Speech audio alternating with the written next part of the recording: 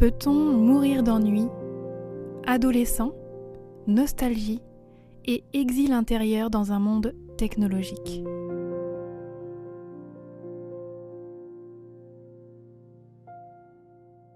Camille Riquier rappelle dans une conférence à la fois sensible et pleine de poésie que la nostalgie, ce mal du retour, nous l'avons hérité des Grecs. Pourtant, nous sommes désormais très loin de ressentir, ou d'être capables de ressentir, ce sentiment originel. La nostalgie a transmuté. Elle ne renvoie plus à la même expérience. Et cette mutation dit quelque chose des transformations que nous traversons, dans notre rapport à nous-mêmes et à un monde où les technologies redéfinissent nos manières de penser, d'entrer en relation et d'habiter le temps.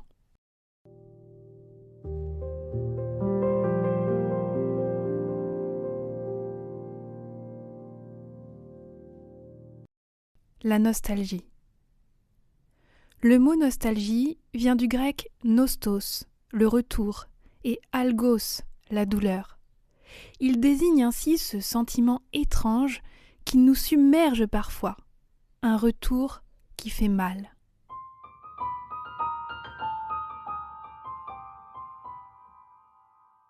La nostalgie grecque. Le mal suprême pour les Grecs était l'exil, à l'image d'Ulysse. Malgré toutes les rencontres qu'il pouvait faire, dont la belle déesse Calypso, il n'avait qu'une pensée en tête, rentrer au pays. Nul être, nulle expérience ne pouvait le guérir de cette pensée, ni sa Pénélope, ni sa terre natale, ni Télémaque bien sûr. Alors la philosophie pouvait aider à penser cette nostalgie. Liée à l'espace et non au temps, le retour pouvait s'envisager si les vents le permettaient.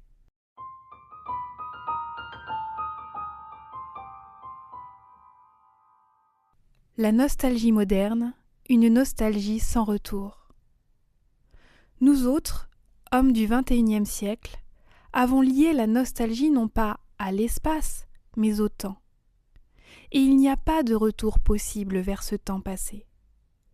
Le souvenir seul peut nous y ramener.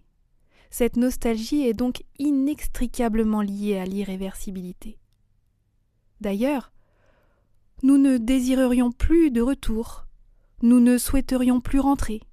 Et rentrer où? Tels des exilés perpétuels, nous préférerions souffrir de cette nostalgie plutôt que de tenter un retour qui nous confronterait à l'ennui. Car, peut-on mourir d'ennui? La menace semble en tout cas inscrite au plus profond de notre chair. Et il me semble justement qu'il faut peut-être avoir éprouvé l'ennui pour constituer un passé comme une valeur refuge et éprouver la nostalgie, dit Camille Riquier. Alors, laissons cette réflexion résonner et poursuivons-la.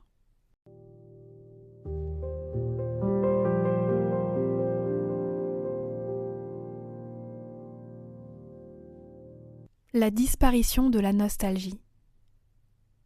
L'homme était pris de modernité pour le progrès qu'il porte en lui, mais oublie souvent que cette même modernité traîne dans son sillage une certaine pollution qui noircit les cœurs.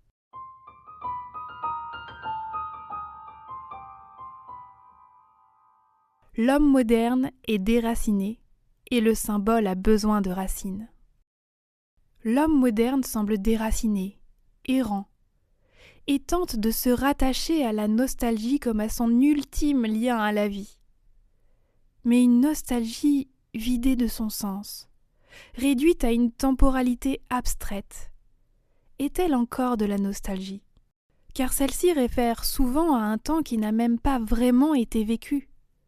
Elle parle du désir d'appartenance, de mimétisme, de l'avidité à remplir son quotidien pour ne pas être confronté au vide, à l'absence et à soi-même. Alors, ne faudrait-il pas avoir la nostalgie de la nostalgie, afin de protéger la flamme de ce totem? Parce que oui, la nostalgie est peut-être en train de disparaître? Peut-elle encore avoir sa place dans un monde d'immédiateté et d'apparence où il y a si peu d'espace pour la rêverie? Car quand le monde symbolique s'effrite, se disloque et perd son sens, la nostalgie s'efface irrémédiablement.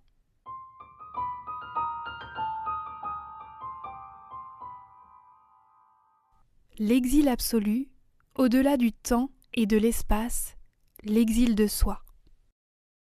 Cela nous amène à la question de l'exil et du chez-soi. Être exilé veut normalement dire que nous sommes rattachés à un lieu sécure, qui représente la maison, le foyer.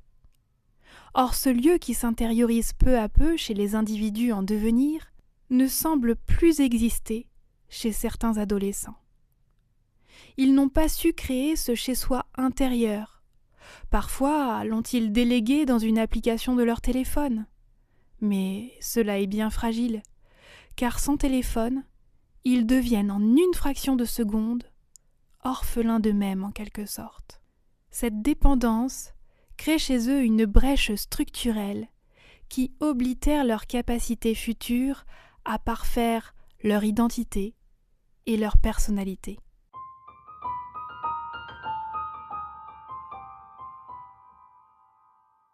L'ennui en clinique adolescente. Qu'en est-il de l'ennui à l'adolescence ? Les vacances scolaires qui auparavant voyaient une baisse d'activité aux urgences psychologiques sont maintenant le moment d'une résurgence de passage, signe de l'angoisse de ces adolescents qui ne supportent plus de se retrouver seuls. Seuls face à eux-mêmes, mais qui est un eux-mêmes inconsistant, donc terrifiant, vide de sens et vide tout court. Ce n'est pas seulement une crainte de mourir d'ennui qu'ils vivent, c'est la menace permanente de l'aspiration, de la dissolution dans cet ennui. Et alors, la mort devient pour eux, à ce moment, le seul chemin envisageable. Une tentative désespérée de retrouver de la maîtrise sur le cours des choses. Certains dialectisent leur douleur en posant une date de disparition. Ils arrivent en hospitalisation résolus à mourir bientôt. Une temporalité souvent proche, quelques semaines, qui permet momentanément d'évacuer le vide et l'ennui. Ici, le temps ne peut plus être vécu de manière apaisée. Il devient urgence, il devient couperet. Ce temps ne permet pas la nostalgie. Il n'y a pas de place pour ça.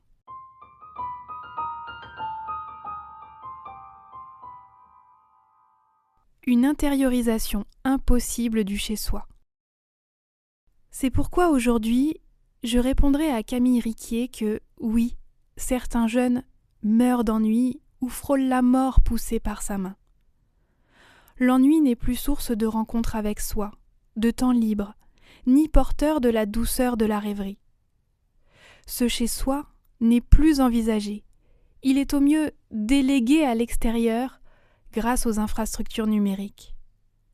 Cela dessine les contours d'un drame silencieux qui décortique et dévide lentement la psyché de certains de ces jeunes.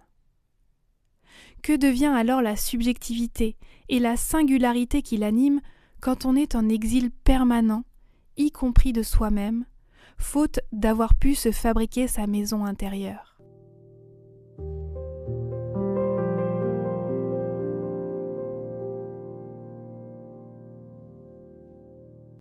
Des infrastructures qui facilitent l'exil du soi. Les outils ne sont pas anodins. Ils transforment notre rapport au monde. Ces transformations ne sont pas uniquement techniques ou culturelles. Elles peuvent aussi être lues comme les manifestations d'un environnement où les vulnérabilités psychiques et cognitives, attention, rapport au temps, capacité à être seul, etc., deviennent des points de tension et potentiellement d'exploitation. Et que dire quand ces outils sont coordonnés en de véritables infrastructures?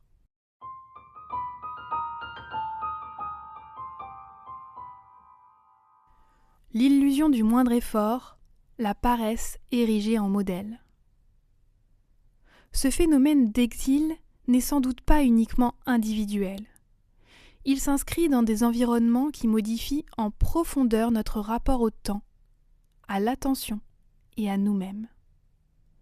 Ces infrastructures technologiques nous permettent un confort quotidien que nous n'aurions pas imaginé. Elles nous donnent l'illusion d'une puissance. Autant d'activités que nous pouvons maintenant réaliser si facilement.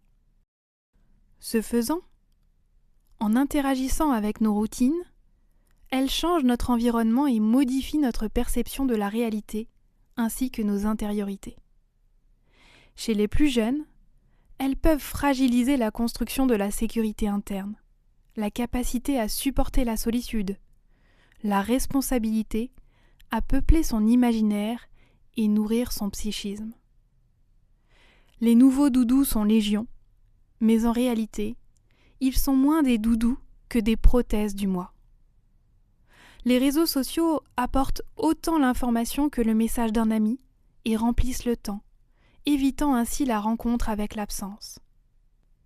Les compagnons IA, disponibles 24 heures sur 24, dispensent tout autant de la dure confrontation à l'autre et à l'attente.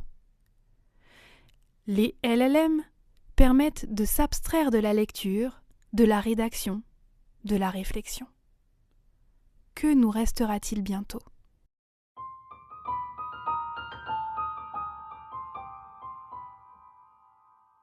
La disparition du jeu comme outil de grandissement. Dans ce monde virtuel des réseaux, le jeu est remplacé par le faire semblant. Il n'y a plus de possibilité de se tromper, de faire pour de faux et d'expérimenter l'erreur de manière sereine. Tout est teinté de gravité, ce qui efface la dimension tragicomique inhérente à la vie et qui a inspiré tant de poètes et de dramaturges. Quand tout devient grave, tout est sur le même plan. Tout est traité dans l'accélération, dans l'urgence. Il n'y a plus de hiérarchie possible. Le réel, le faire semblant deviennent équivalents. Quand le vrai est un moment du faux, ainsi Debord décrivait-il la société du spectacle, le jeu n'a plus sa place, ni comme outil d'apprentissage, ni comme vecteur d'élévation. Or, c'est bien cette volonté de jouer, cette curiosité, cet aller-retour qui nous porte à la rencontre. Que deviendront les rencontres du futur si tout doit se passer dans un cadre si resserré qu'il n'y a plus de place pour cette dimension ludique primordiale ?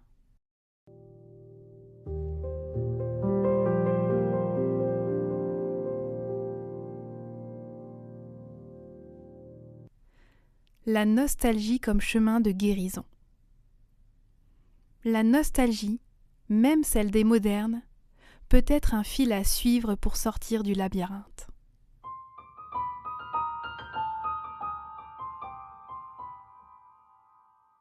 Un désir acceptable. Quand je me promène sur le Styx et que je repêche certaines de ces âmes, c'est à la nostalgie que je fais appel. D'une certaine manière, ces jeunes ont été consumés par leur désir. Un désir de vie et de mort insidieusement intriqué, mélange explosif à cet âge. Souvent, ce désir est marqué par la découverte de la radicalité de l'altérité, une inquiétante étrangeté et l'impossibilité de la maîtriser. Un appétit de l'autre tellement grand qu'il devient préférable de mourir s'il faut attendre, s'il y a risque de déception, ou s'il y a incertitude, celui d'un potentiel refus, même temporaire. Et dans la nostalgie, justement, il y a du désir. Mais un désir qui n'est ni impressionnant, ni sidérant, car il appartient à un ailleurs, dans le temps ou dans l'espace. Il est suffisamment loin pour que l'on puisse le regarder dans les yeux et s'imaginer l'apprivoiser. Ce désir permet de transformer le déchaînement émotionnel chaotique ressenti, de remettre un pied sur le chemin de la vie de renouer avec ce qu'elle a à offrir, car oui, elle a encore des choses à offrir.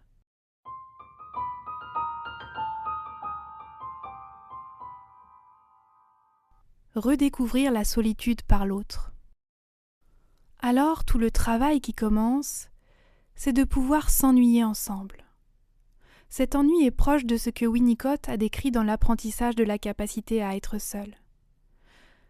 Dans un aller-retour entre ta solitude et la mienne, le fait que tu puisses appréhender ma solitude comme non meurtrière fait que ta solitude te semble plus acceptable et potentiellement amie.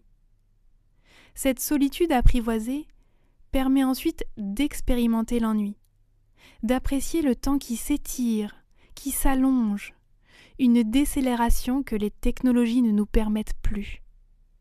Nous devons effectivement lutter contre le mouvement du temps moderne pour faire cette expérience. Ainsi, pouvoir être seul permet de ne plus être terrifié et déchiré de l'intérieur par ce temps qui semble s'étendre vers l'éternité et porté par l'ennui. L'exil peut trouver un lieu amical pour se fixer, momentanément.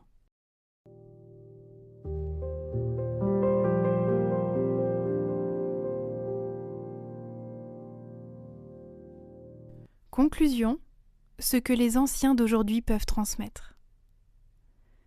Peut-être que les plus anciens d'entre nous ont le devoir d'entretenir cette nostalgie, de la transmettre comme un cadeau.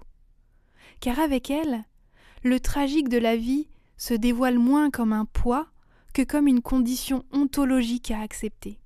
Notre nostalgie devient notre conscience tragique, la conscience du temps qui passe, des rencontres qui se croisent ou qui se heurtent, celles qui choisissent de se regarder de loin ou au contraire de s'agripper, de constituer ce lien si important qui nourrit la vitalité. La rencontre avec une altérité amie, singulière, que l'on sait particulière dès le premier regard et pour l'éternité dans notre cœur.